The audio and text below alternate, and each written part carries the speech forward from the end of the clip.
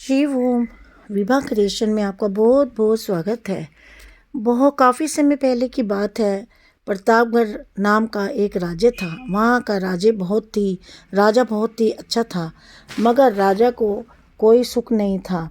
ये कि उसके कोई संतान नहीं थी और वह चाहता थी कि अब वह राज्य के अंदर किसी योग्य बच्चे को गोद ले, तभी वह उसका अधिकारी बन सके और आगे की भागादौड़ को सुचारू रूप से चला सके। और इसी को देखते हुए राजा ने राज्य में घोषणा करवा दी कि सभी बच्चे राजमहल में एकत्रित हो जाएं। ऐसा हुआ। राजा ने सभी बच्चों को पौधे लगाने के लिए भिन्न भिन्न प्रकार के बीज दिए और कहा कि अब हम 6 महीने बाद मिलेंगे और देखेंगे कि किसका पौधा सबसे अच्छा होगा। महीना बीत जाने पर भी एक बच्चा ऐसा था जिसके गमले में वह बीज अभी तक नहीं फूटा था, लेकिन वह रोज उसकी देखभाल करता था और रोज पौधे को पानी देता था। देखते ही देखते 3 महीने बीत गए। बच्चा परेशान हो गया। तब उसकी माँ ने कहा कि बेटा धैर्य रखो, कुछ बीजों को फलने में ज़्यादा वक्त लगता है। और वह बच्चा पौधे को सींचता रहा।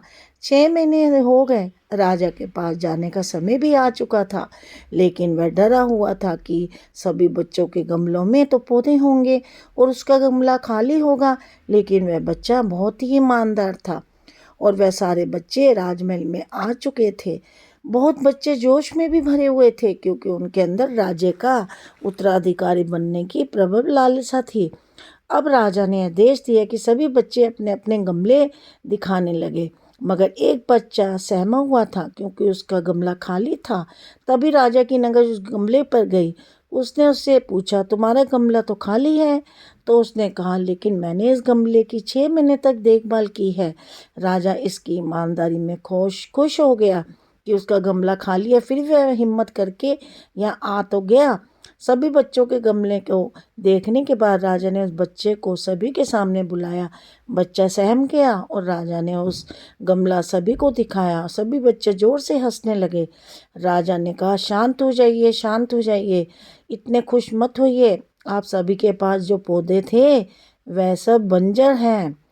आप चाहे कितनी भी मेहनत कर लें, उनमें से कुछ नहीं निकलेगा, लेकिन असली बीज यही है।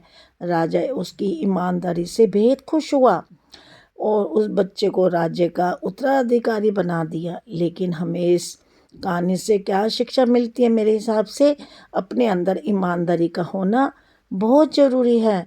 अगर हम खुद के साथ ईमानदार हैं तो जीवन के किसी भी पड़ाव में सफल हो ही जाएंगे।